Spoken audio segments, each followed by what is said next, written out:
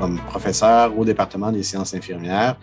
j'enseigne principalement l'éthique de la santé aux infirmières praticiennes spécialisées et également les cours de santé mentale là, au premier et deuxième cycle. Et je vous dirais que je fais énormément de recherches dans ces zones-là aussi. Donc, moi, j'ai comme mission aussi de prendre ces résultats-là,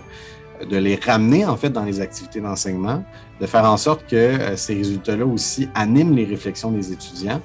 toujours dans l'objectif là, de réduire le fameux écart théorie-pratique qu'on connaît bien là, dans le domaine de la santé, principalement en santé mentale, où les étudiants nous disent, ben, ça m'a surpris, là, il n'y a rien qui m'a préparé à ce que j'ai vécu en pratique. Donc, de réduire cet écart-là, je vous dirais que c'est un peu la mission globale de mes activités d'enseignement. Être enseignant, être professeur, être chercheur, c'est notre métier. Un métier pour lequel on est payé, mais je pense que la plus grande paye vient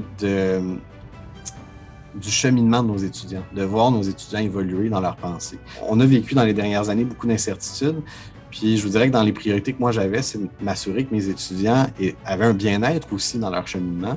que j'étais capable de répondre à leurs questions, leurs préoccupations, parce qu'on s'entend que, surtout dans les études supérieures, parfois on peut se sentir seul, on a des remises en question, on se demande si on a fait le bon choix en fait. Et quand je vois mes étudiants avoir différents succès, quand je les vois compléter leurs études ou même un cours, et que je vois leur évolution, leur degré de réflexion, puis l'approfondissement qu'ils ont été capables de faire de la matière dans le cadre des cours, pour moi, je vous dirais que c'est une très grande fierté.